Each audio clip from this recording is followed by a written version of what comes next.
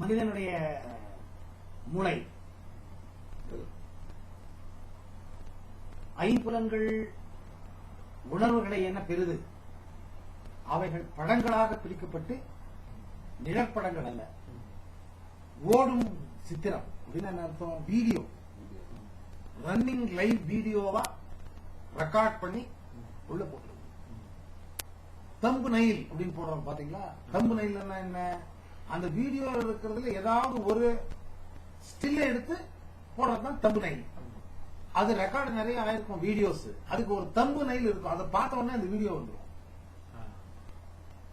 இப்படிதான் தலை வேலை பண்ணுது.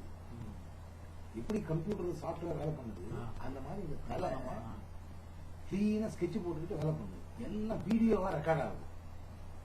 அங்கங்க தம்பு நெயில் இருக்கும், அதை பார்த்த உடனே அந்த வீடியோ வெளியே வந்துடும்.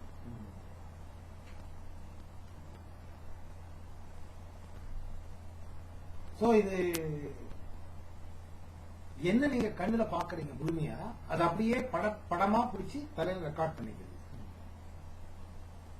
சோ நீங்க ஆர்டிபிஷியலா ஏதாவது ரெக்கார்ட் பண்ணணும்னா சும்மா வாயில பேசுனீங்கன்னா அவ்வளவு குயிக்கா வேலை பண்ணாது. அஃபர்மேஷன்ஸ் இதுல ரெண்டு இருக்கு, கிரியேட்டிவ் விஷுவலைசேஷன், இன்னொன்னு பாசிட்டிவ் அஃபர்மேஷன். ரெண்டு இருக்கு. இந்த ரைட் பிரைன் ஆல்பா தியானத்துல போய் ரெக்கார்ட் பண்ற விதம் ரெண்டு.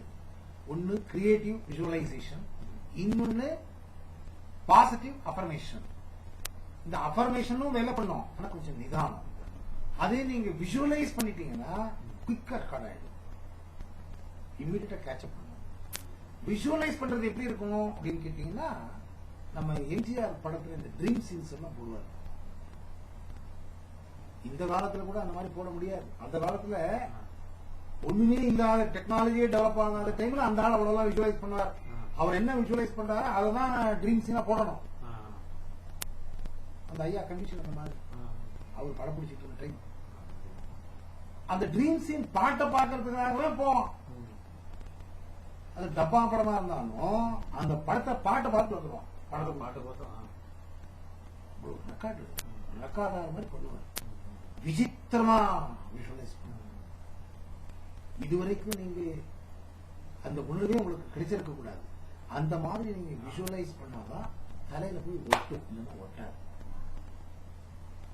இப்ப ரோட்ல போயிட்டு இருக்கீங்க, வேணாம் பஸ்ல ட்ரெயின்லயோ பஸ்லயோ வந்தீங்க ஊர்ல இருந்து, நிறைய எதையோ பாத்தீங்க ரெண்டு பக்கமும், எல்லாத்தையுமே உங்களால சொல்ல முடியுமா? சிலது மாத்திரம் தான் உங்களால ரெக்கரெக்ட் பண்ண முடியுது. ஏன்னு கேட்டீங்கன்னா அது ஒன்னா விவரமா இருக்கு, இல்ல விசித்திரமா இருக்கு. ரோட்ல போயிட்டு இருக்கோம், எல்லா பொம்பளைங்களும் பாக்குறோம், அது கலர் பின்னாடி கலர் முன்னாடி கலர் எப்படி இருக்குன்னு தெரியாது. பின்னாடி அந்த ட்ரெஸ் கிஸ் அது இது பார்த்து மற்றவங்களை விட அந்த அம்மா டிஃபரெண்டா இருந்தா அப்படி பார்த்துட்டு தான் போகணும். அவன் 80 வயசு கலரா இருந்தா கூட ஒரு அப்படி மூளையினுடைய நேச்சர். அந்த மாதிரி நீங்க விஷுவலைஸ் பண்ணாதான் இது எடுத்துக்கும்.